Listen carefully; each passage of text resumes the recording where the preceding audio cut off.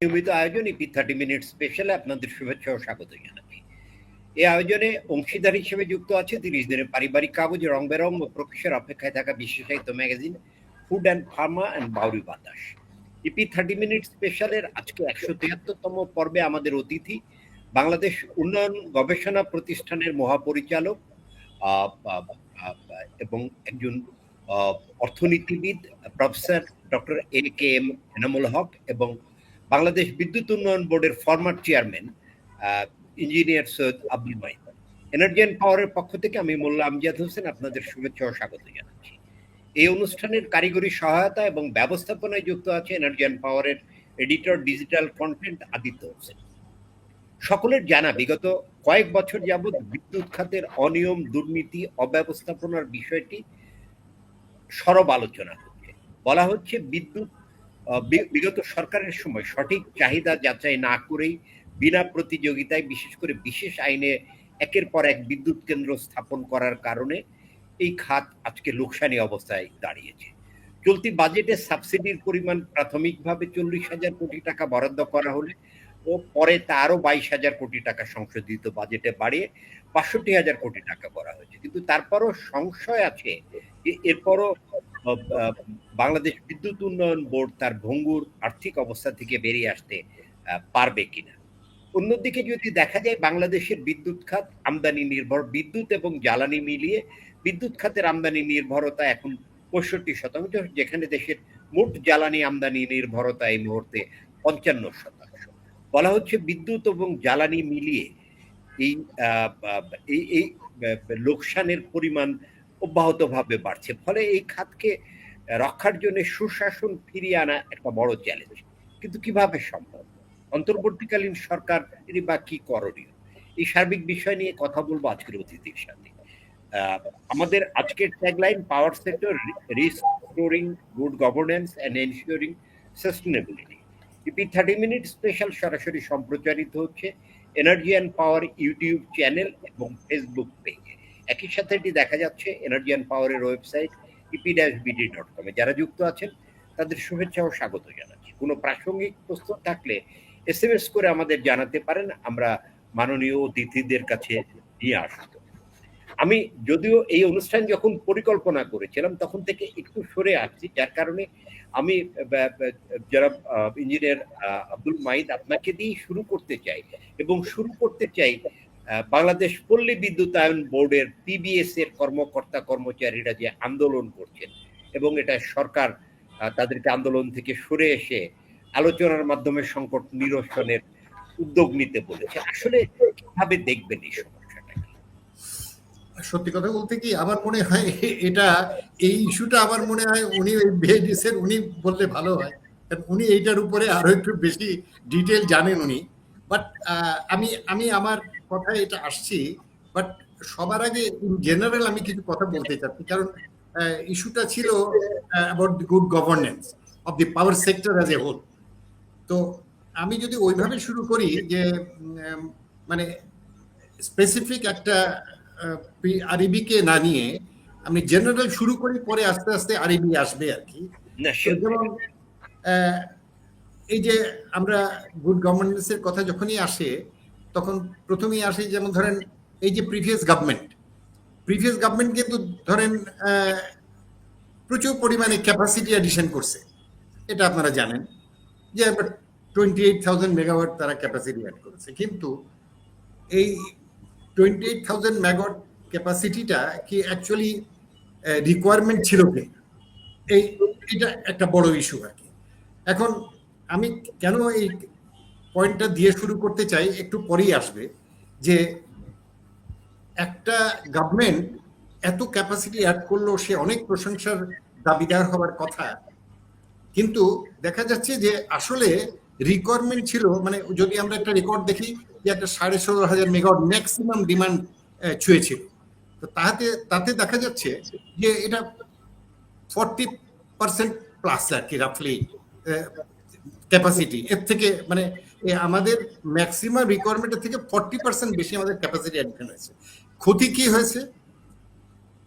Bad গভর্নেন্সটা কি হয়েছে, যে এই যে ক্যাপাসিটি আমরা যে এতগুলো পাওয়ার ক্যাপাসিটি অ্যাড করেছি, এদেরকে তো আমরা তো ডিসপ্যাচ করতে পারছি না, মানে আমি তো কারণ আমার তো ডিমান্ড নাই।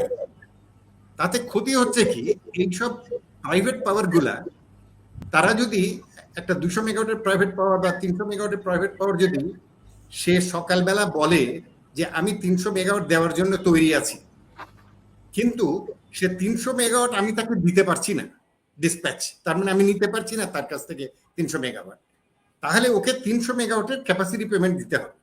তাহলে এই যে একটা ব্যাড মানে অবস্থার তৈরি হয়ে গেল, এবং দেখা যাচ্ছে যে শুধু এই কারণে আমরা আইপিপিতে মানে গত বছরে, গত মানে 23-24-এ নাকি 24-25 ধরেন, এটা প্রায় 10,000 কোটি টাকার উপরে আমরা আইপিপি কে পেমেন্ট করতে হয়েছে। তার মধ্যে শুধু ক্যাপাসিটি পেমেন্টের জন্য প্রায় 6,000 মেগাওয়াট এক্সট্রা পেমেন্ট করতে হয়েছে।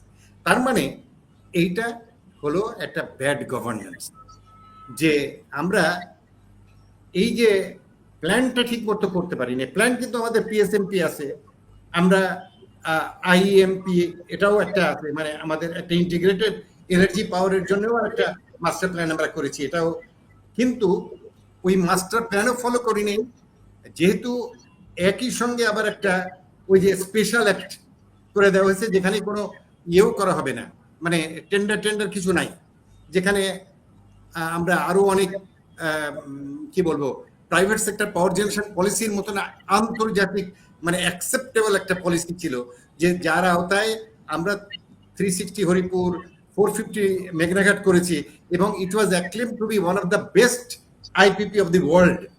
তো এই মানে তার মানে আমাদের হাতে ছিল মানে পলিসি, ওই পলিসি বাদ দিয়ে আমরা একটা পলিসি নিলাম, যেটায় আমরা ওয়েভ করে দিলাম টেন্ডারিং প্রসেস, যার কারণে লোকজন সব সুবিধা পেয়ে গেল, ইন্টারেস্টেড পার্টি, যে কোনো একটা জায়গায় উইদাউট এনি ফিজিবিলিটি স্টাডি একটা পাওয়ার প্ল্যান্ট বসায় দিল, যেখানে সোর্স অফ ফুয়েলের কোনো খবর নাই, যেখানে ডিসপ্যাচের মানে পাওয়ারটা দিতে পারবে কিনা তার খবর নাই। তো এইটা হলো একটা ব্যাড গভর্নেন্সের লক্ষণ। তার মানে একটা ক্যাপাসিটি অ্যাড হয়েছে, আজও কিন্তু আমরা ওই ক্যাপাসিটি অ্যাডিশন হওয়ার কারণেই কিন্তু আমরা কিন্তু এখনো লোডশেড নাই, কিন্তু এটা এই গভর্নমেন্টের কোনো ক্রেডিট না, এটা কিন্তু ক্যাপাসিটি আছে বলেই কিন্তু আমরা এখনো পর্যন্ত জেনারেশন দিতে পারছি। তার মানে প্রাইমারি এনার্জি থাকলে আমরা দিতেই পারবো সবসময়, কোনোদিন লোডশেড হবে না এখন যে অবস্থা। না, ইঞ্জিনিয়ার মাইদ, আপনাকে এখানে থামাই। ডক্টর এনামুল হক, মানে যেটা আমি ইঞ্জিনিয়ার মাইদকে জিজ্ঞাসা করেছিলাম, যে আরইবির যে সংকটটা চলমান আছে, এটা দিয়ে যদি শুরু করে ইঞ্জিনিয়ার মাইদ যেখান থেকে শুরু করলেন, যে ওভার ক্যাপাসিটি একটা বার্ডেন তৈরি করেছে আমাদের আর্থিকভাবে, যেটাকে বাংলাদেশের বিদ্যুৎ উন্নয়ন বোর্ডকে আসলে একটা ভঙ্গুর আর্থিক অবস্থার দিকে নিয়ে গেছে, এই বিষয়টাকে কিভাবে দেখবেন যদি আরইবি নিয়ে একটু বলেন?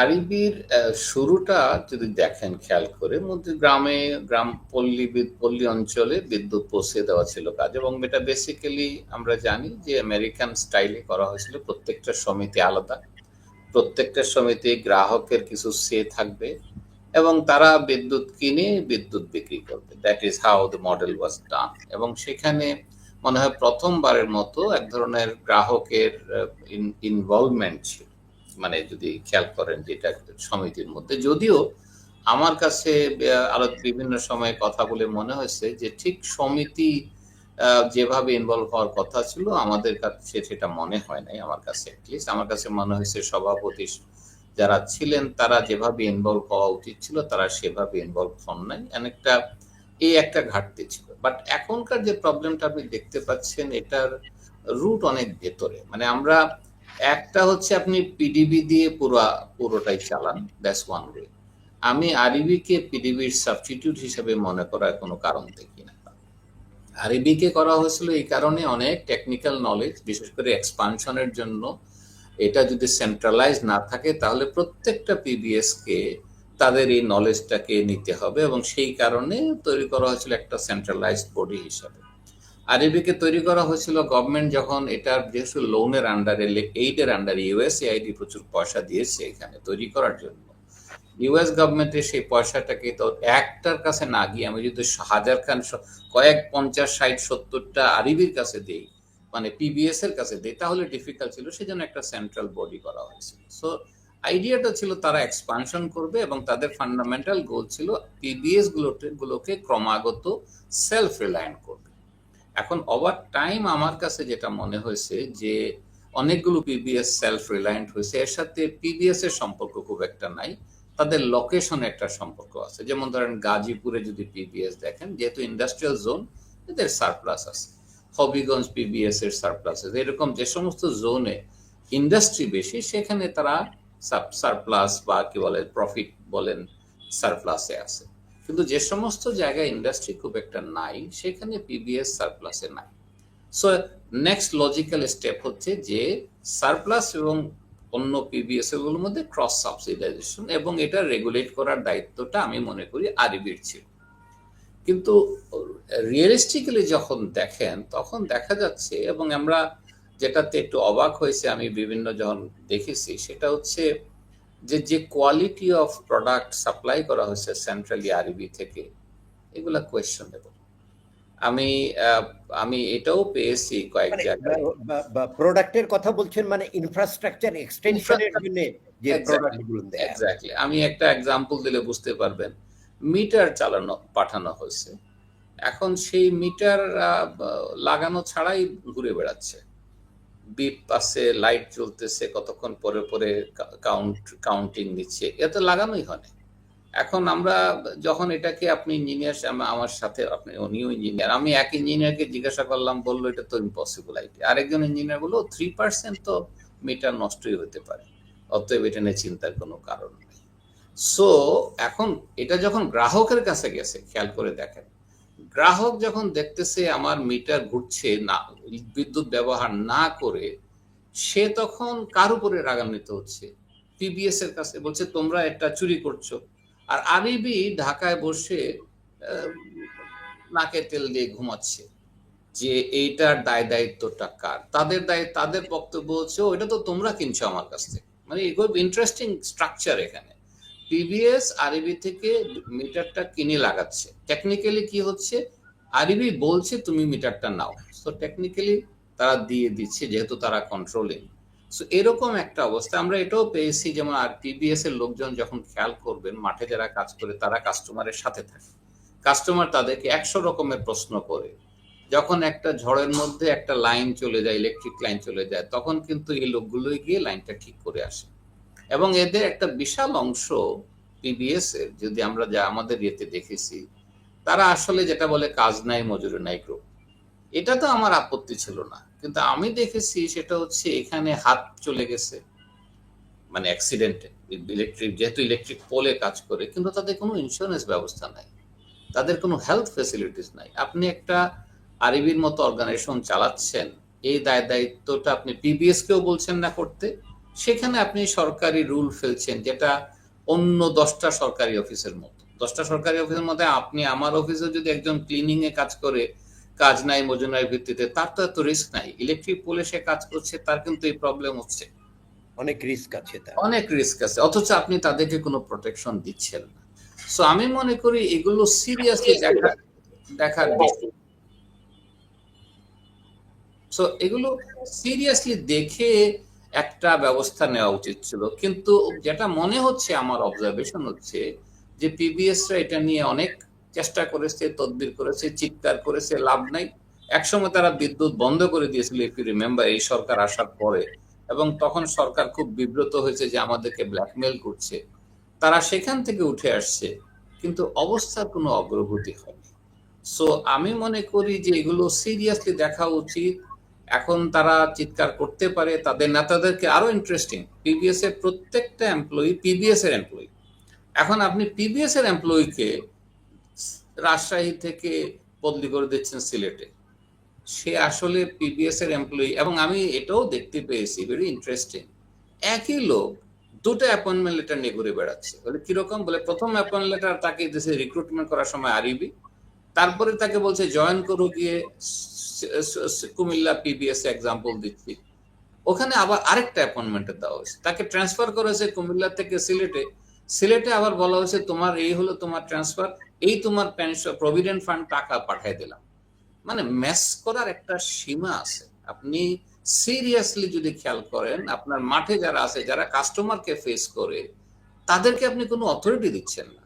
এভাবে তো করতে পারবেন। তাহলে আপনার মনে হয় যে দীর্ঘদিন ধরে এই যে এই অব্যবস্থাপনা জমে থাকারই আজকে এটা ফসল? এটা দীর্ঘদিন। আমি এমনও জায়গায় গেছি যেখানে পিবিএস এ গিয়ে আমরা পোলের পর পোল দেখতেছি। জিজ্ঞাসা করলাম এই পোল কোথা থেকে আসছে, বলে এগুলো আরবি পাঠাই দিচ্ছে। আপনারা কিনেন নাই? বলে আমরা তো না কিনে উপায় নাই, আমাদেরকে বলা হয়েছে কিনে ফেলেন। বলে আমাদের পোল লাগবে কি লাগবে না সেটারও দরকার নাই, অথচ আপনি এর চেয়ে কম পয়সাতে অনেক কাজ করতে পারতেন। আপনি ক্লাইম্বিং ওর একটা এগেন তাহলে সেন্ট্রালি আরবির ব্যাড গভর্নেন্সের যে ফসলটা সেটা পিবিএস এর উপর দায়টা চেপেছে এবং লোকসান বাড়িয়েছে আরো। একদম তাই। ডক্টর এনামুল, আপনি কি বলবেন যে আসলে এই সরকার তো ট্রাই করছে বিষয়টা সলভ করার জন্য, মানে কি ধরনের উদ্যোগ নিলে এই অসন্তোষ কমে মানে কাজের পরিবেশ ফিরতে পারে? মানে এখানে তো বললাম, এটা আমার হিসাবে হচ্ছে আরবিকে রেগুলেটর হিসাবে কনভার্ট করা। দে শুড নট, এটা একসময় তারা ইমপ্লিমেন্টিং এজেন্সি ছিল। কখন? যখন তাদেরকে বলা হয়েছিল যে হ্যাঁ আপনারা সারা বাংলাদেশে এক্সপান্ড করেন। এখন পিবিএস গুলো শক্তিশালী, পিবিএস এর নিজস্ব লোক আছে। এখন আপনি বলেন যে আমি রেগুলেটর মানে হচ্ছে কাস্টমার কেয়ার যেন ঠিক থাকে। কার পক্ষে রেগুলেটর? আপনি কাস্টমারের পক্ষে রেগুলেটর। সেই রেগুলেশনটা আপনি করেন, যেটা আপনি ব্যাংক কি করে, ব্যাংক দেখেন, ব্যাংক রেগুলেট করে না, উচিত হচ্ছে সেন্ট্রাল ব্যাংক রেগুলেট করে কার পক্ষে? যারা ডিপোজিটার তাদের পক্ষে। আপনি দেখেন ইউজিসি রেগুলেট করে কার পক্ষে? ছাত্রদের পক্ষে, এডুকেশনের স্বার্থে।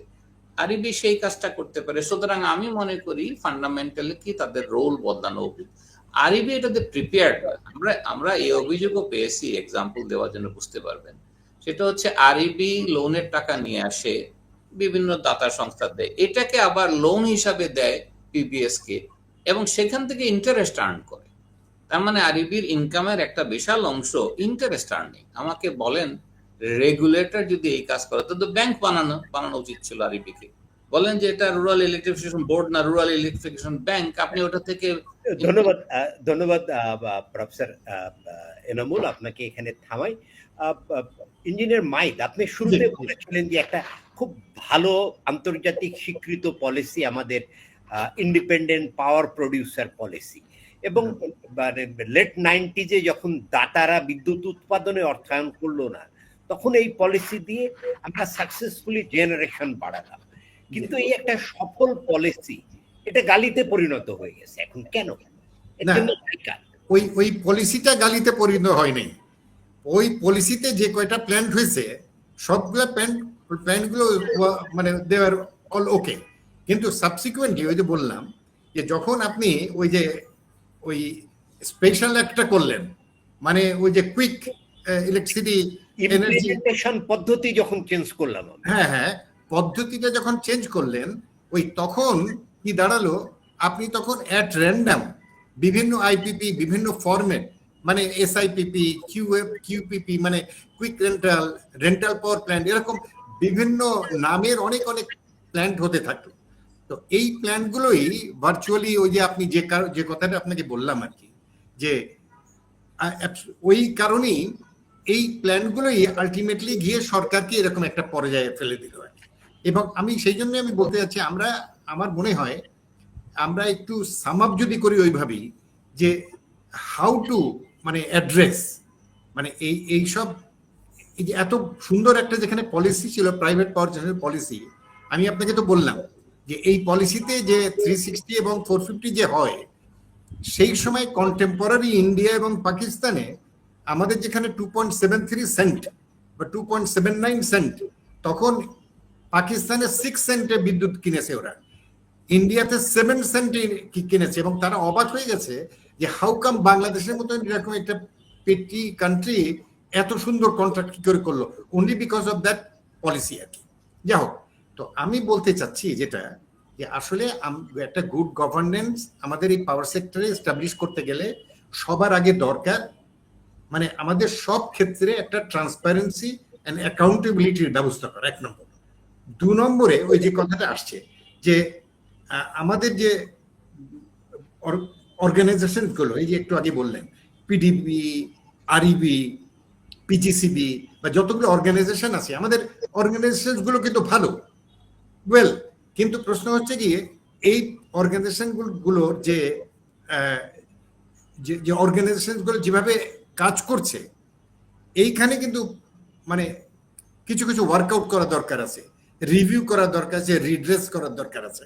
যেমনটা একটু আগে আমরা আরিবির ব্যাপারে শুনলাম যে আসলে দেয়ার আর 80 পল্লী বিদ্যুৎ সমিতিজ ইন দি মানে বাংলাদেশে, এবং ওরা কিন্তু কভার করছে হোল এরিয়াজ অফ বাংলাদেশ। তাহলে আরিবি কি? এখন আরিবি এদেরকে নিয়েই ব্যবহার করতেছে, এই পল্লী বিদ্যুৎ সমিতিগুলাকে ব্যবহার করেই কিন্তু তারা দেয়ার দি কিং, ভাবটা এরকম। তো আমার মনে হয় এই পল্লী বিদ্যুৎ সমিতিগুলাকে অরিজিনাল কথা ছিল দে উইল বি ইন্ডিপেন্ডেন্ট সমিতি, ওদের একটা মানে ওদের একটা বোর্ড থাকবে একদম ইন্ডিপেন্ডেন্ট, সেই বোর্ড কিন্তু will be responsible to the customers, এবং ওইখানে একজন জেনারেল ম্যানেজার ওরা এনগেজ করবে, এবং ওখানে ইলেকশন করে ওদেরকে এনগেজ করা, মানে কমপ্লিটলি কিন্তু অর্গানাইজেশনটা was a very very nice one. কিন্তু এটাকে সম্পূর্ণভাবে এই আরবি তার কুক্ষিগত করার চেষ্টা করে এই আজকে এই অবস্থায় নিয়ে আসছে। তো এটা এরকম, এটা একটা উদাহরণ। কিন্তু এরকম বিপিডিবি বলেন, পিজিসিবি বলেন, বা অন্যান্য ডেস্কো, ডিপিডিসি, ডেস্কো, এইসব যতগুলো আমাদের অর্গানাইজেশন আছে, এইগুলাকে আমার মনে হয় একটু এদেরকে রিভিউ করার দরকার আছে। এবং সেই জন্য দরকার কি কতগুলো গুড পলিসি, এবং এই যে যেসব অ্যাক্ট গুলো আছে, এই অ্যাক্টটা তো প্রথমেই রিপেল অর্ডার অলরেডি অবশ্য সরকার করে দিয়েছে, বাট ওই একটা ওই যেটা কুইক বিশেষ আইনটা, হ্যাঁ ওই 2010-এর যেটা আর কি, ওইটা ইমিডিয়েটলি রিপেল সরকার করেছে, এটা ঠিক আছে। কিন্তু সাবসিকুয়েন্টলি মানে আমাদের কিন্তু আরো ছিল, যেমন 2006-এর যে মানে প্রকিউরমেন্ট অ্যাক্টটা, ওটা কিন্তু একটা ভালো অ্যাক্ট ছিল, 2006 যেটা প্রকিউরমেন্ট, সেটাও সংশোধন করা হয়েছে, পরবর্তীতে আপডেট করা হয়েছে। সম্ভবত কোনো টেকনিক্যাল গ্লিজে পড়ে গিয়েছেন ইঞ্জিনিয়ার মাইদ সাহেব, ওনাকে ওনার জন্য আবার অপেক্ষা করি। ডক্টর, আপনি যেটা বলছিলেন যে প্রকিউরমেন্ট অ্যাক্টটাকেও আপগ্রেড করা হয়েছে আবার, প্রকিউরমেন্ট অ্যাক্ট যেটা 2006-এর যেটা, সেটা কথা বলছি। তো সুতরাং আপনি বলছেন যে অর্গানাইজেশন গুলো সুন্দর, কিন্তু আসলে যে পলিসি আছে, এই পলিসির দ্বারা এটা ঠিকভাবে চলছে কিনা, এটার মনিটরিংটা খুব জরুরি। জি জি, থ্যাংক ইউ। আপনার কাছে আবার আসবো ডক্টর এনামুল হক। যেটা আমরা বলছি যে বাংলাদেশ আসলে ওয়ার্ল্ড লোয়েস্ট রেটে বিদ্যুৎ কিনতে সক্ষম হয়েছিল, হরিপুর এবং মেঘনাঘাট তার প্রমাণ, এবং ইন্ডিপেন্ডেন্ট পাওয়ার প্রডিউসার পলিসি ব্যবহার করে। সম্প্রতি কেয়ারটেকার গভর্নমেন্ট সিদ্ধান্ত নিয়েছে তারা এই ইন্ডিপেন্ডেন্ট পাওয়ার পলিসিকে কাজে লাগিয়ে আর কোনো বিদ্যুৎ নিতে চায় না, মানে বিদ্যুৎ কেনার গ্যারান্টি সরকার দেবে না, তার বিকল্প হিসেবে merchant power plant policy develop করতে চেষ্টা করছে। এইটা ফসিল ফুয়েল বেসড এবং রিনিউয়েবল এনার্জি প্রজেক্ট সবগুলো আকর্ষণ করার জন্য। কিন্তু ইতিমধ্যেই ব্যাংকগুলো এবং ইনভেস্টররা তাদের অবজারভেশন দিয়েছে যে ড্রাফট যে মার্চেন্ট পাওয়ার প্ল্যান্ট পলিসি হচ্ছে, এটা আগেও করা হয়েছিল, এনার্জি রেগুলেটরি কমিশন করেছিল, কিন্তু সেটার একটি পারমিশন নিয়েছিল, তারাও কাজ করেনি। তো আপনার কি মনে হয় যে বিদ্যুৎ খাতের জন্য, বিশেষ করে ফসিল নন ফসিল, এটার জন্য মার্চেন্ট পাওয়ার পলিসি আমাদের সময়োচিত উদ্যোগ, নাকি দুটাকেই রাখতে হবে? না, এখন যে পরিমাণ বিদ্যুৎ ক্যাপাসিটি আমাদের আছে, আমি এখন তাড়াহুড়া কোনো কারণ দেখি না। আমি যেটা মনে করি সেটা হচ্ছে এখন স্ট্র্যাটেজি হওয়া উচিত কোয়ালিটি, এবং কোয়ালিটি করতে গেলে এই নানা আলাদাভাবে যেটা বলছেন মার্চেন্ট পাওয়ার, এটা নানা নামে আছে। তারা যে কাজটা করে তারা তখন বলে যে আমি এই জায়গায় বিদ্যুৎ দেব, আমি ভিন্ন রেটে যাব। তার মানে আমি যদি ইন্ডাস্ট্রিয়াল জোনে বিদ্যুৎ দেই, আমি বলবো যে আমি ইন্টারাপশন করব না, আমি তোমাদের সাথে এই কোয়ালিটি কন্ট্রাক্টে যাব, এবং সেখানে তারা ভিন্ন রেটে বিদ্যুৎ দেবে। I don't think that is a bad strategy, কারণ এটা না দিলে আপনি অনেক পাওয়ার ইকোনমিক জোন আছে যেখানে পাওয়ারের গ্যারান্টি দিতে পারবেন, মানে আপনি।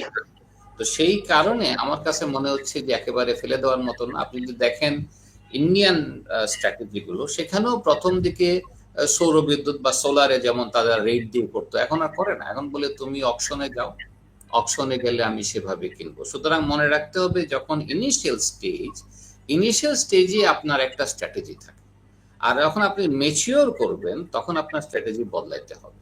এখন আমি শিওর যারা ইনভেস্টর তারা চেষ্টা করবে আগেটা ফেরত যেতে, কারণ ওটা তাদের জন্য লাভজনক, ওভারনাইট কোটিপতি হওয়ার সুবিধা আছে। কিন্তু সেটা আমি এখন দেবো কেন? আমার কাছে 28,000 মেগাওয়াট আছে, তার সাথে আমার নিউক্লিয়ার পাওয়ার আসছে। সুতরাং আমি এই মুহূর্তে এই এক্সিস্টিং পলিসিকে এক্সটেন্ড না করে বরং কম্পিটিটিভ মার্কেট পলিসি বলা উচিত যে আমি বিদ্যুৎ কিনবো, এবং আমি যখন বিদ্যুৎ কিনবো তখন সার্টেন রেটে আমি কিনবো, এবং অকশনে যাবে, অকশনে বিক্রি করবা। সুতরাং যা হওয়ার হয়ে গেছে, বাড়তি নতুন লাইবিলিটি নেওয়ার কোনো কারণ না। এখন তো বিদ্যুৎ প্ল্যান্ট যদি আমি আগের পলিসিতে যাই, তাহলে বিদ্যুৎ উৎপাদন না করেও সে চার্জ পাবে। অতএব সেই পলিসিতে থাকার কোনো কারণ আমি দেখি না। না, ধন্যবাদ আপনাকে। ইঞ্জিনিয়ার আমিও সেটা বলছি যে এখনো আমাদের যে আমি ওনার সঙ্গে একই এতে মানে একমত, এবং তবে এটাও বলবো যে উনি যে কথাটা বললেন যে আমার নিজেরই অভিজ্ঞতা আছে। আমি কিছু সময় ইউনাইটেডের সঙ্গে ছিলাম, ইউনাইটেড গ্রুপ। তো ওরা ওরা বাইরে আমরা মানে ইপিজেড গুলো নেই, মানে চিটাগং ইপিজেড এবং ঢাকা ইপিজেডে ওরা পাওয়ার প্ল্যান্ট বসিয়েছে, এবং এই চুক্তিতে যে আমি কোয়ালিটি সাপ্লাই দিব এবং আমার রেট এরকম বেশি হবে। এবং তারা শুধু তাই না, বাইরেও সাপ্লাই করেছে, এবং বাইরের সঙ্গে ইন্ডিপেন্ডেন্টলি চুক্তি করেছে ইন্ডাস্ট্রির সঙ্গে যে ভাই তোমার সঙ্গে আমার এই রেট, আমি ফুল টাইম তোমাকে বিদ্যুৎ দিব, এবং আমি যদি বিদ্যুৎ মিস করি, মানে ইফ দেয়ার ইজ ইন্টারাপশন, মানে আমি কোয়ালিটি আনইন্টারাপ্টেড পাওয়ার ইনশিওর করবো। যদি ইফ আই ফেইল, আমি তোমাকে কম্পেনসেট করবো। এই চুক্তিতে করেছে এবং এটা সাকসেসফুলি হয়েছে। এবং এইটা আমার মনে হয় ওই সিস্টেমে আমরা যাব। অনেক দেশেই এটা আছে যে নো ইলেকট্রিসিটি নো পেমেন্ট, এই সিস্টেমটা মানে ক্যাপাসিটি পেমেন্ট, যে একেবারে না বিদ্যুৎ দিয়েও ক্যাপাসিটি পেমেন্ট পাওয়ার ওই সিস্টেমটা উঠিয়ে দিতে হবে। এখন আমরা একদম ওই সিস্টেমে যাব না, এবং এটা রিনেগোশিয়েট করতে হবে। এদের সঙ্গে যেসব আইপিপি আমাদের এখানে আছে তাদের সঙ্গে আমাদের রিনেগোশিয়েট করতে হবে যে ভাই তোমাদের সঙ্গে আমরা এই রেটে যেতে চাই, যদি তোমরা থাকো তাহলে তোমাদের সঙ্গে চুক্তি কন্টিনিউ করবো, আদারওয়াইজ চুক্তি এটা পার্টিকুলার একটা দিনের মধ্যে আমরা চুক্তির শেষ করে ফেলতে হবে। তো আমার মনে হয় এইটা একটা বড় ব্যাপার, মানে এই যে প্রাইভেট ইনভেস্টমেন্ট যেগুলো হয়েছে তাদের সঙ্গে একটা জুডিশিয়াসলি হ্যান্ডেল করতে হবে এই বিষয়গুলো আর কি। এবং বাংলাদেশ গভর্নমেন্ট এর যেসব এই যে সাবসিডির কথাটা আপনি দিয়ে শুরু করেছিলেন আর কি, এখন এই সাবসিডির উপরে তো চলতে পারে না, এবং আসলে সেই জন্য ট্যারিফটাও ওরকম একটা রেশনালাইজেশন করতে হবে, যে এমন একটা ট্যারিফ তৈরি করতে হবে যাতে যে ট্যারিফে, কারণ ইলেকট্রিসিটি কিন্তু একটা প্রাইম কমোডিটি। কিন্তু এই যে পাওয়ার পারচেজ এগ্রিমেন্ট এবং ইমপ্লিমেন্টেশন এগ্রিমেন্ট, এখানে যে ফোর্স মেজার্সটা আছে, এই ফোর্স মেজার্স এর আওতায় কি রিনেগোসিয়েশন করা সম্ভব, নাকি এটা আবার আইনগত জটিলতা? না, আমরা নেগোশিয়েট করব, সেই জন্যই তো নেগোসিয়েশনের কথা বললাম, যে আমরা এইটা তো সঙ্গে সঙ্গে আমি তো ক্যান্সেল করতে পারবো না, এটা ট্রু, কিন্তু আমরা we can negotiate with them যে দেখো ভাই তোমাদের সঙ্গে আমাদের এতদিনের একটা চুক্তি হয়েছে, একটা রিলেশনশিপ তৈরি হয়েছে, তোমাদের এত টাকা আমরা দিয়েছি, আরো এত টাকা তোমার সঙ্গে আমি তোমাকে দিতে পারি নাই, কারণ আমরা রিয়েলি পাওয়ার ডেভেলপমেন্ট বোর্ড এমন একটা পর্যায়ে অলরেডি, আপনি জানেন, আপনি নিজেই বললেন যে পাওয়ার ডেভেলপমেন্ট বোর্ড প্রায় মানে তাদের প্রফিট লসের যে আপনি যদি এটা দেখেন হিউজ পরিমাণ রয়েছে, তো কয়েকদিন পরে তো ওরা পেমেন্টই পাবে না। সেই হিসেবে রাইট, আপনি রাইটলি বলেছেন ডক্টর এনামুল হক। যেটা হচ্ছে আপনি শ্বেতপত্র প্রণয়ন কমিটির সাথে কাজ করেছেন, বিদ্যুৎ খাতের যে অংশ সেখানে বলা হয়েছে, সেখানে ক্যাপাসিটি চার্জটাকে সমালোচনা করা হয়নি, বেসরকারি বিনিয়োগকেও সমালোচনা করা হয়নি, কিন্তু আপনারা ক্যাটাগরিক্যালি দেখিয়েছেন যে অ্যাডিশনাল ক্যাপাসিটি চার্জ দেয়া হয়েছে 15 বছরে, যে 1,15,000 কোটি টাকা ক্যাপাসিটি চার্জ দেয়া হয়েছে, তার মধ্যে প্রায় 42,000 কোটি টাকা অপ্রয়োজনীয় ক্যাপাসিটি চার্জ, মানে যেটা হচ্ছে অবিবেচকের মতন বিদ্যুৎ কেন্দ্র করা এবং তার জন্য জ্বালানির যোগান নিশ্চিত না করার কারণেই এই সমস্যাটা তৈরি হয়েছে। তাহলে তো যে বিষয়টা আমরা বললাম যে পলিসি বা ক্যাপাসিটি চার্জ তো এখানে দায়ী না, দায়ী তো নীতির বাস্তবায়ন, তাই কিনা? না, প্রথম কথা হচ্ছে যে আমরা যখন মানে আমরা যখন রিভিউ করেছি তখন কতগুলো জিনিস পেয়েছি। একটা হচ্ছে গভর্নমেন্টের ফোরকাস্ট যে এই পরিমাণ বিদ্যুৎ লাগবে। উদ্দেশ্য ছিল যে আমি বিদ্যুৎ ব্যবসা করব, আমার লোকজন বিদ্যুৎ ব্যবসা করবে, তো তাইলে করতে গেলে কি করতে হবে, ফোরকাস্ট বাড়াইতে হবে। সুতরাং রাতারাতি ফোরকাস্ট বাড়ানো হয়েছে, যেগুলোর পেছনে কোনো মডেলিং, কোনো ধরনের ভালো অ্যানালাইসিস ছিল না। 40,000 মেগাওয়াটকে 60,000 মেগাওয়াট বানানো হয়েছে ওভারনাইট। সো এগুলোর উদ্দেশ্য ছিল ইনভেস্টমেন্ট করা, যাতে করে আমি তাকে পয়সা দিতে পারি। So it's like a financing someone, আমি যেভাবে দেখি। So that is how they were doing it. Second issue যেটা বললেন যে আপনি যদি যখন কুইক বিদ্যুৎ চান, এবং যখন আপনি, আমরা ইকোনমিক্সের ভাষায় বলি, আপনিও জানেন, মনোপসনি বায়ার, অর্থাৎ আপনি একা বায়ার, তখন আপনি কিছু গ্যারান্টি না দিলে ইনভেস্টমেন্ট আসবে না। সেই জন্যই ক্যাপাসিটি চার্জের কথাটা বলা হয়, কারণ সে যদি প্রডিউস করতে চায় আর আপনি যদি বলেন আমার এখন দরকার নাই, তাহলে তার বিজনেসটা 100% বসে যাবে। সেই কারণে এই রুলগুলো শুরুতে থাকে, এবং শুরুতে থাকে, I do not disagree with it. কিন্তু আমি দরকার নাই, আপনি যেটা এখানেও আলোচনায় আসলো, সেটা হচ্ছে আমার 28,000 মেগাওয়াট ক্যাপাসিটি আমি ডিস্ট্রিবিউটই করতে পারি না 14,000 থেকে 15,000-এর উপরে, তো আমি এই পরিমাণ অ্যাক্সেস ক্যাপাসিটি কেন তৈরি করলাম? এই প্রশ্নগুলো ছিল অপচয়ের মূলে। বাট আপনি সেকেন্ড ইস্যু যেটা বললেন যে মার্চেন্ট বিয়েতে করা, সেটা আরেকটা জিনিস। তো মাথায় রাখতে হবে, প্রথম দিকে কিছুটা নিজেদের বিজনেস গোছানোর জন্য, ইনভেস্টমেন্ট দেওয়ার জন্য, অথবা ইনভেস্টররা গভর্নমেন্টের সাথে কোনোভাবে একটা স্ট্র্যাটেজিতে আসার জন্য বলছে যে তুমি দেখো, তোমাকে দেখাই দিচ্ছি, ওভারনাইট তোমার লাগবে। আমি সেই কারণে আমরা মনে করি সেটা অপচয় ছিল, এবং অপচয় সেইটা ডেফিনেটলি। কিন্তু এর সাথে আরো অনেকগুলো rule, even BRC, if I remember well, বিআরসির এক চেয়ারম্যান কিন্তু আপত্তি করেছিলেন কয়েকটা রিনিউয়ালে, কুইক রেন্টাল, তাকে সরে যেতে হয়েছে। সুতরাং আমরা we should recognize the fact that এটা শুধু পলিসি লেভেলের না, এগুলোর পেছনে পিওর করাপশন ছিল। না হলে BRC chairman, if I remember again, উনি যখন বললেন যে এটা এভাবে রিনিউ করা ঠিক হবে না, তখন কিন্তু ওনাকে সরাই ফেলছে গভর্নমেন্ট। সো ইস্যুস গুলো নানাভাবে, আমি ঠিক একেবারে বলবো যে সব পলিসির দোষ তাও বলবো না, কিন্তু স্ট্র্যাটেজি গুলো ওয়াজ নট কারেক্ট। প্রথম দিকেরটা আমি বলবো যে বিদ্যুতের দাম বাড়িয়ে সাপ্লাই অ্যাট্রাক্ট করার জন্য যে strategy was not bad. Quick রেন্টালকে আমি খারাপ বলবো না, কিন্তু ইনফিনিট ডে কুইক রেন্টাল, যে এটা খালি রিনিউ করতে থাকবো, I think that was wrong. So we should recognize the good side and as well as some of the issues that led to significant corruption in the country.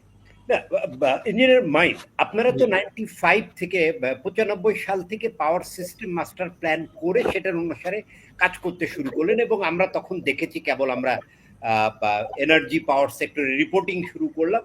আপনারা এই পলিসিটাকে religiously নিয়েছেন, energy supply ensure করেছেন, transmission ensure করেছেন, দেন পাওয়ার জেনারেশনে ইনভেস্টমেন্টে গিয়েছেন। এই policy তো নিয়মিত চালু ছিল, কিন্তু না, কেউ এটা ফলো করে না, বললাম না, ওই যে পলিসি ফলো না করার প্রবণতাটা তৈরি হলো।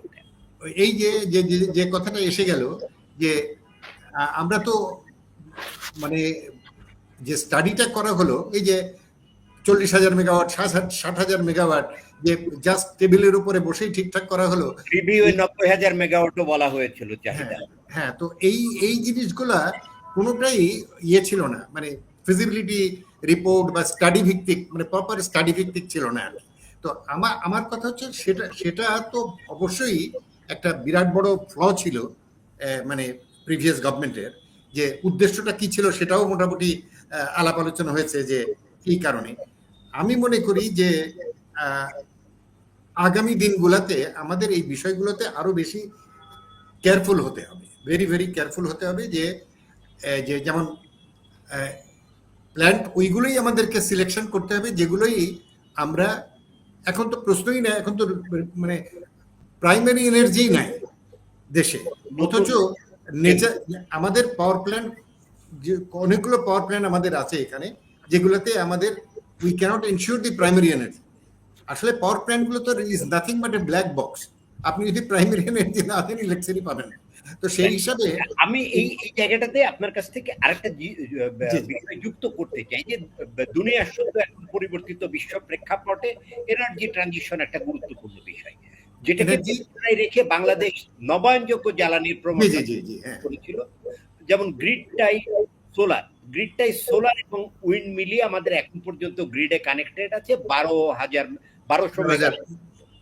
না আরো 1200, হ্যাঁ 1200, আরো 37টি এলওআই বিশেষ আইনে নির্ধারণ করা হয়েছিল এবং অন্তর্বর্তীকালীন সরকার এসে যেহেতু বিশেষ আইন থেকে সরে এসেছে এই এলওআই গুলো বাতিল করেছে, করে 52টা প্রকল্প নিয়ে দরপত্র আহ্বান করা হয়েছে, কিন্তু এখানে ইমপ্লিমেন্টেশন এগ্রিমেন্ট না থাকার কারণে ব্যাংকগুলো অর্থায়নে আগ্রহ দেখাচ্ছে না, যার কারণে কাঙ্ক্ষিত সাড়াও পাওয়া যায়নি। কিন্তু আমাদের একটা টার্গেট আছে 30-এর মধ্যে 4 থেকে 5,000 নবায়নযোগ্য জ্বালানি তৈরি করা, কারণ আমাদের ট্রানজিশনকে দ্রুত করতে। তাহলে কি আপনার মনে হয় যে এই ঢালাওভাবে নবায়নযোগ্য জ্বালানির এই এলওআই গুলো বাতিল না করে এটা রিনেগোসিয়েশন করলে?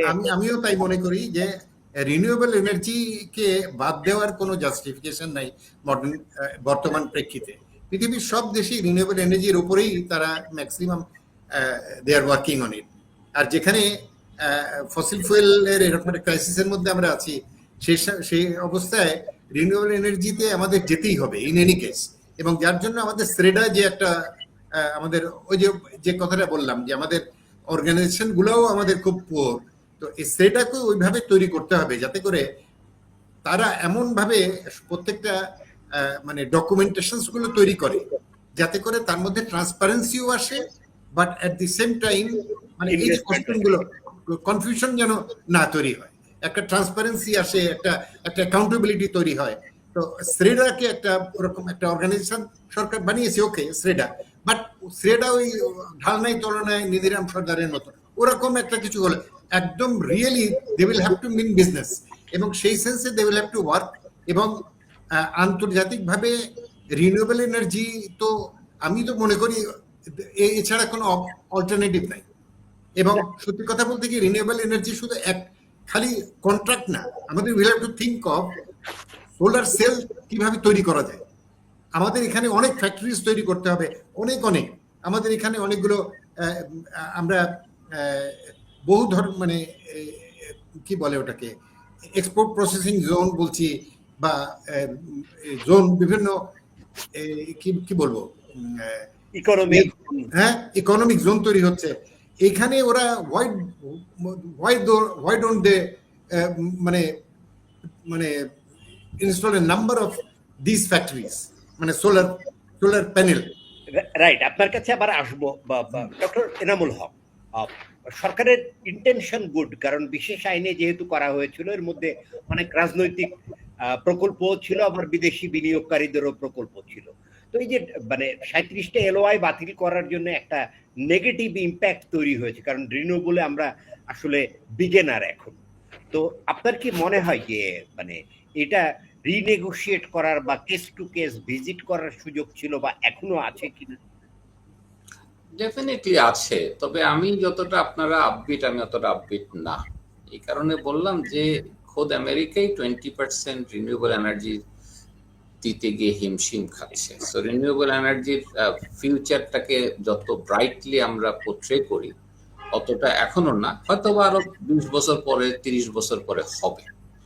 এবং আপনি যদি গ্লোবাল এনার্জি ডিমান্ডকে যদি চিন্তা করেন, নানাভাবে টেকনোলজিক্যাল ইনফিল্ট্রেশনের পরের কারণে অয়েলের লাইফ লম্বা হয়ে যাচ্ছে মানে হচ্ছে যে এটা আরো অনেকদিন সার্ভাইভ করবে এনার্জি এফিসিয়েন্সির কারণে। সো যেভাবে আমাদের মতো দেশ, এখন আমাদের দেশে রিনিউয়েবল এনার্জি বলতে হয় সোলারে যাবেন, যেটাতে আমি মনে করি rooftop solar is a very good solution, কিন্তু আমরা এখনো এটাকে ফেক রুফটপে তৈরি করে ফেলছি। এটাও রিমেম্বার, এটা হাউজিং স্ট্রাকচার থেকে আমরা করতে গেছিলাম, বাসার ছাদে এখন ফেক সোলার প্যানেল পাওয়া যাবে। আমরা এটাকে রাইটলি তৈরি করতে পারি নাই, নাম্বার 1। নাম্বার 2, আমরা নেট মিটারিংটাকেও বোঝাতে পারি নাই। এখন রুফটপ সোলারের আমি পক্ষে, আমি মনে করি that is a very good strategy, কিন্তু ল্যান্ড বেস সোলারের আমি পক্ষে না। আমার এগ্রিকালচারাল ল্যান্ড, আদার ল্যান্ড নষ্ট হবে এবং is becoming an issue globally, এবং বাংলাদেশেও হবে। আমাদের উইন্ড এনার্জি যদি খেয়াল করেন, কুতুবদিয়াতে আপনি নিশ্চয়ই গিয়েছেন, শোখানে উইন্ড এনার্জি কাজ করে না। আমাদের উইন ফানেল যেটাকে বলে, যেটার মাধ্যমে কন্টিনিউয়াস কক্সবাজারে 60 মেগাওয়াট যেটা, সেটা মোটামুটি কমার্শিয়ালি সাকসেসফুল, গত প্রায় 1 বছর চলছে এটা। কাজ অধিকাংশই কাজ করছে না, এই জন্য আমি বললাম, আমি নিজে গেছি, আমার কাছে ভিডিও আছে, একটাও ঘুরছে না। তার মানে আপনাদের বুঝতে হবে, যারা বলছে successful, I have doubts about it. আমার কাছে ভিডিও আছে যেগুলোতে চলে না। কারণ হচ্ছে আপনি আসলে যে ফানেলটা, ইনফ্যাক্ট আপনি ভালো করে খেয়াল করেন, কুতুবদিয়াতে যে ফানেলটা আছে এয়ার ফানেল, কক্সবাজারে সেটাও নাই। অতএব এটা চান্স নাই। তো আপনি কেন এটা দিকে যাচ্ছেন? একটা রাস্তা, আরো কিছু পয়সা দেশ থেকে পাচার করা, কারণ আপনি এগুলো ইম্পোর্ট করবেন, একটা ওভার ইনভয়েসিং করবেন। সো এগুলোর অন্যান্য সাইড আছে। সুতরাং আমি একমত, সরকারের সাথে এগুলো বন্ধ করে রিথিঙ্ক করা উচিত, এবং এভাবেও চিন্তা করা উচিত যে আপনি আসলে ইকোনমির জন্য বেস্ট কি হবে। একটা গ্রোয়িং ইকোনমিতে energy demand is growing at a very high rate. একটা সহজ এক্সাম্পল দিই, যদি আপনি 6, 7, 8% ইকোনমিক গ্রোথে থাকেন, তাহলে এনার্জি ডিমান্ড যেভাবে গ্রো করবে, সেখানে যদি আপনি এনার্জি কস্ট বাড়িয়ে দেন, তাহলে যে কোনো কস্টিং এর প্রফিটেবিলিটির ফর্মুলা হচ্ছে অন্য একটা সাইডে কস্ট কমাইতে হবে। আপনি দেখেন এগ্রিকালচারের কস্ট বাড়াইতে গিয়ে আমরা নানাভাবে কস্ট বাড়াচ্ছি, আমি মনে মনে বলি, ফলাফল কি হচ্ছে? এগ্রিকালচার লেবারের ওয়েজ কমে যাচ্ছে, এবং সেখানে এখন লেবার পাওয়া যাচ্ছে না। সো ইস্যুস গুলোকে ইকোনমিক ইস্যু চিন্তা করে আমি মনে করি it's not an energies issue, it's more of N economic issue. আমরা উইন এনার্জির চেয়ে বেটার এনার্জি ছিল ওয়েভ এনার্জি, আমাদের টাইডাল এনার্জি। আপনি টাইড আসছে 6 ফিট উঠানামা করে, এটাকে ব্যবহার করে এনার্জি ইউজ করা যায়। এখন ওয়েস্টার্ন ওয়ার্ল্ডে এই এনার্জিটা কম, কারণ নর্দার্ন হেমিসফিয়ারে, বিশেষ করে মানে নর্দার্ন জোনে 23 ডিগ্রির উপরে যখন যাবেন, তখন আপনি এই পরিমাণ টাইট পাবেন না। সুতরাং ওয়েস্টার্ন ওয়ার্ল্ডে এটার পপুলারিটি কম। ওইগুলোতে আমাদের আসা উচিত, কারণ এখানে আমার ন্যাচারাল টাইড আছে প্রতি বছর, প্রতিদিনে 6 ফিট 6 ফিট 6 ফিট উঠে 6 ফিট নামে। সুতরাং we should rethink about this. আমি রিনিউয়েবলে অত আপবিট না, বিশেষ করে সোলারটা আমি ভেরি হ্যাপি ইফ দিস রুফটপে চলে যায়, তাহলে ল্যান্ড নষ্ট হবে না, কারণ আমাদের land scarce country, 170 million people, we have to be very careful about it. এবং আমি কক্সবাজারে টেকনাফে সোলার দেখে আসছি, এগ্রিকালচার ল্যান্ডের উপরে সোলার। অন্য দেশে চাইনিজরা কি করছে, সোলারের পিলার গুলোকে একটু উপরে রাখছে এই কারণে নিচে যেন গরু চড়াইতে পারে। আমাদের এখানে গরু চড়ানোর ব্যবস্থা রাখে নাই, আপনি পুরো জায়গাটাকে ব্লক করে দিচ্ছেন। আপনি রাইটলি মূল্যায়ন করেছেন, যেটা রুফটপের কথা বলেছেন, ইন্ডাস্ট্রিয়াল রুফটপ থেকে ইতোমধ্যে সাফল্য এসেছে, এবং সোলার ইরিগেশন, যেখানে আমরা প্রায় 5 million ton of diesel replace করতে পারি একটা নিলে, এখানে আসতে পারে। আমি একদম শেষ জায়গায় আসছি, ইঞ্জিনিয়ার মাইজ, আপনি যদি একটু বলেন যে আসলে এই আমাদের সমস্যা জমতে জমতে অতি উচ্চ বিলাস এবং দ্রুত বিস্তার করতে গিয়ে, বা পলিটিক্যাল মাইলেজ নিতে গিয়ে, অথবা দুর্নীতি করতে গিয়ে বিদ্যুৎ এবং জ্বালানি খাতকে একটা সংকটের মধ্যে ফেলে দিয়েছি। কিন্তু আমাদের মানে আমরা মধ্য আয়ের দেশে, উচ্চ আয়ের দেশে যেতে চাই, যার কারণে অর্থনীতির চাকা ঘোরাতে গেলে তো জ্বালানি লাগবে, এবং এটা প্রতিযোগিতামূলক দামে লাগবে। তো গুড গভর্নেন্স দিয়ে এখান থেকে বেরিয়ে এসে এই জ্বালানি সরবরাহ নিশ্চিত করার ব্যবস্থা কি, বিদ্যুৎ জ্বালানি সরবরাহ নিশ্চিত করা। একটা বিষয়ে আমি সবসময় চিন্তা করি যে আমাদের অর্গানাইজেশন গুলো যারা এই পাওয়ার হ্যান্ডেল করতেছে, অর্গানাইজেশন গুলাকে আরো এফিশিয়েন্ট হতে হবে। এই যে এখানে যেসব যাদেরকে দিয়ে আমরা এটা ম্যানিং করেছি, they must be very efficient. তাদেরকে অনেস্ট হতে হবে, এবং এদের ট্রেনিংটাও, মানে আমি মনে করি যে ধরনের মানে আমাদের যেসব পাওয়ার প্ল্যান্টস গুলো যেখানে অপারেট করতেছে, বা ট্রান্সমিশন লাইন গুলো অপারেট করতেছে, এই বা ইভেন ডিস্ট্রিবিউশন সিস্টেম, এখানে আপনি যদি রিয়েলি একটা সাস্টেইনেবল একটা পাওয়ার সিস্টেম দেখতে চান আগামীতে, এখানে কিন্তু যারা এই ম্যান পাওয়ার যাদেরকে দিয়ে আপনি এদেরকে কাজ করাচ্ছেন, এদেরকে কিন্তু এফিশিয়েন্ট করতে হবে 1 নম্বর। এবং তাদেরকে শুধু এফিসিয়েন্সি না, অ্যাট দি সেম টাইম তাদেরকে আপনি সাফিসিয়েন্ট তাদের রেমুনারেশন, যেটাকে বলা হয়, আমরা মাঝে মাঝে চিন্তা করি যে কতখানি রেমুনারেশন মানে তার জন্য দরকার কম্পেনসেশন যেটাকে বলা হয়, ঠিক ততখানি চিন্তা ভাবনা করা। এবং ওই যে বললাম যে আপনি যতটুকু তাকে রেমুনারেশন বা রেসপন্সিবল করবেন অতখানি অ্যাকাউন্টেবলও করবেন। কিন্তু আনফর্চুনেটলি আমাদের দেশে এই যে দেখেন এখন সরকার একটা পাবলিক মানে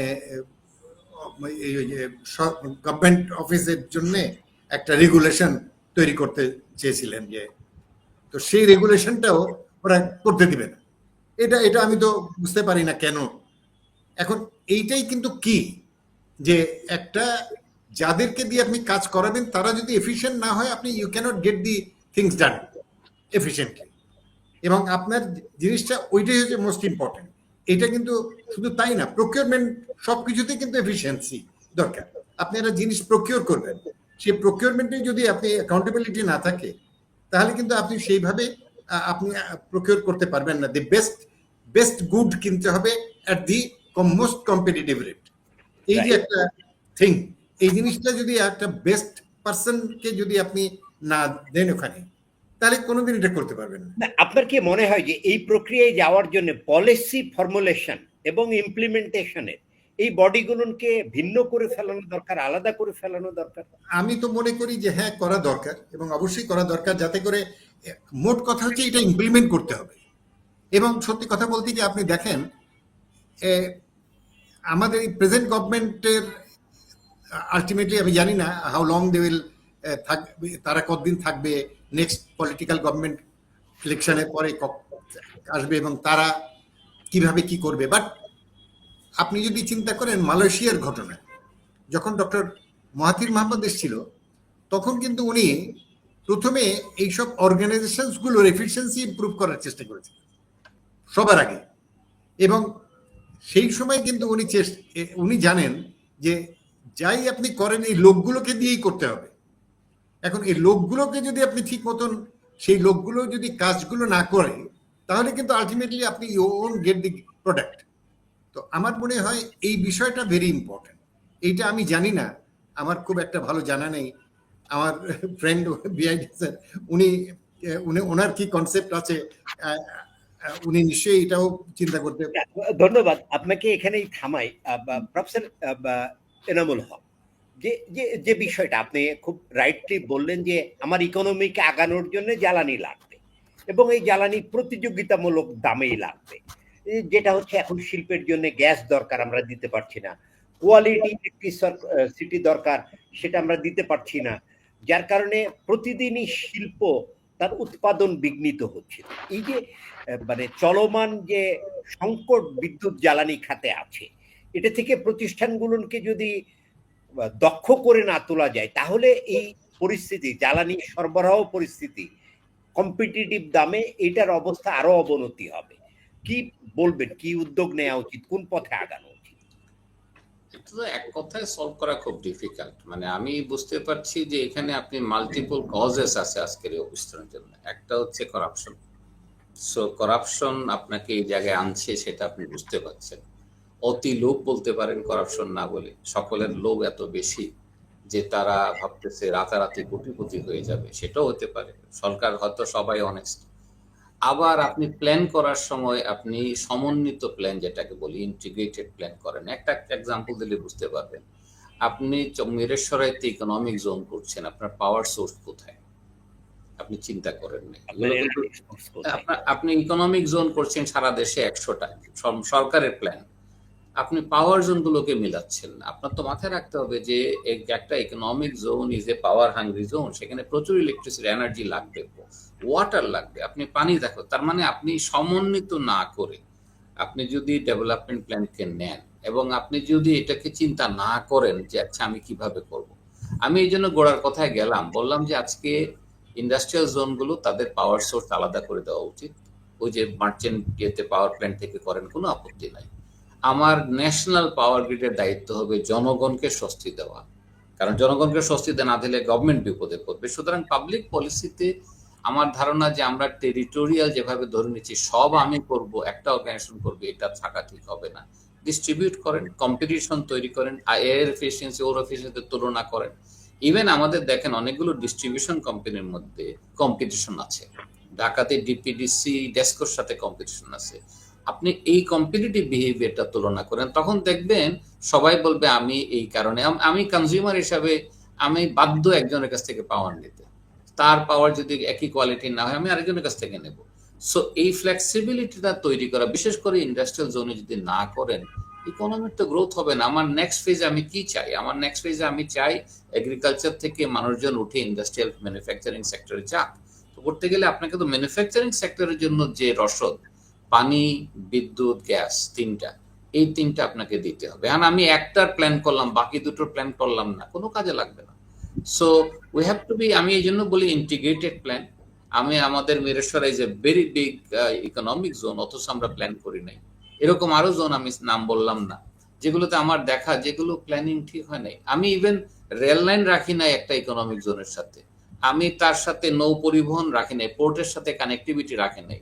আপনি শুধু ট্রাক দিয়ে সারা ইকোনমিক জোন চালাবেন, এটা তো ইম্পসিবল আইডিয়া। ইকোনমিক জোনের সাথে অন্যান্য ট্রান্সপোর্টেশন নেটওয়ার্কে কানেক্টিভিটি দরকার। সো আমরা যারা জোন করছি, আমার কাছে মনে হচ্ছিল, যদিও এটার সাথে সম্পর্কিত না, এগুলো সব জমি বিক্রি কেনার জন্য, মানে জমির ব্যবসার জন্য যদি আপনি ব্যবসা শুরু করেন, then you cannot do much. সুতরাং ওভারঅল পলিসিগতভাবে ইন্টিগ্রেশন করা উচিত, চিন্তা করা উচিত। আমি সেভাবে দেখি, না হলে সবাই জমির ব্যবসা করছে, যাকেই বলেন সে বলে আগে জমি দাও, 1 একর জমি লাগলে 3 একর জমি চাইয়া বসে। একদম একটা ল্যান্ড স্কেয়ার্স কান্ট্রিতে we have to be very careful. না, ধন্যবাদ ডক্টর এনামুল হক, ধন্যবাদ ইঞ্জিনিয়ার সৈয়দ আব্দুল মাহিদ, আপনাদের সুচিন্তিত মতামতের জন্য। শুধু দর্শক শ্রোতা, আসলে এই সংকট একদিনে তৈরি হয়নি, তৈরি হয়েছে দীর্ঘদিনে। বেরোনোর পথও খুব সহজ না, কিন্তু বিষয়টা হচ্ছে বাংলাদেশ এনার্জি হাংরি কান্ট্রি, আমাদের নিজস্ব জ্বালানি সম্পদও খুব বেশি নয়। আমরা আসলে আবেগী হয়ে অনেক সিদ্ধান্ত নিয়েছি, পরিবেশের কারণে আমাদের নিজস্ব বিপুল কয়লা মজুদ থাকলেও তা উত্তোলন করিনি। এখন আমরা কয়লা আমদানি করে বিদ্যুৎ উৎপাদন করছি। আবার গ্যাস আরো প্রাপ্যতা থাকলেও সেই গ্যাস অনুসন্ধানের জন্য যথাযথ বিনিয়োগ আমরা করিনি। অন্যদিকে গ্যাস আমদানি করা, বিশেষ করে এলএনজি আমদানি করার কথা ভাবলেও এই এলএনজি পর্যাপ্ত আমদানি করার জন্য অবকাঠামো আমরা তৈরি করতে পারি না। আমরা বিশ্বাস করতে চাই আগামী দিনের সরকারগুলো সমন্বিতভাবে শিল্প এবং অর্থনীতির কথা বিবেচনায় রেখে জ্বালানি খাতের পরিকল্পনা নেবেন, এবং এই পরিকল্পনাটা হবে সমন্বিত, নীতি নির্ধারণ এবং বাস্তবায়নকে সুনির্দিষ্টভাবে আলাদা করে এর সঠিক মনিটরিং এর মাধ্যমে আমাদের সুশাসন ফিরিয়ে নিয়ে আসতে হবে এই খাতে। না হলে প্রতিষ্ঠানগুলো টিকবে না। জ্বালানি খাতের সেবাদানকারী প্রতিষ্ঠানগুলো যদি ধ্বংস হয়ে যায়, এই খাতের সেবা প্রদানও সম্ভব হবে না। শুধু দর্শক শ্রোতা, এনার্জি অ্যান্ড পরিবেশ ও জ্বালানি বিষয়ক আপডেট জানার জন্য আপনি নিয়মিত ভিজিট করতে পারেন এনার্জি অ্যান্ড পাওয়ারের ওয়েবসাইট ep-bd.com এ। আপনি আমাদের ডিজিটাল আয়োজনে যুক্ত থাকার জন্য সাবস্ক্রাইব করতে পারেন এনার্জি অ্যান্ড পাওয়ারের ইউটিউব চ্যানেল, এবং লাইক দিয়ে যুক্ত থাকতে পারেন আমাদের ফেসবুক পেজে। সম্মানিত অতিথি, আমাদেরকে সময় দেওয়ার জন্য আপনাদেরকে অনেক অনেক কৃতজ্ঞতা এবং ধন্যবাদ। ইপি 30 মিনিট স্পেশালের 174তম পর্ব সম্প্রচারিত হবে আগামী 3 জুন একই সময় নতুন কোনো বিষয় নিয়ে অন্য অতিথিদের সাথে। দেখার আমন্ত্রণ থাকলো। ভালো থাকবেন।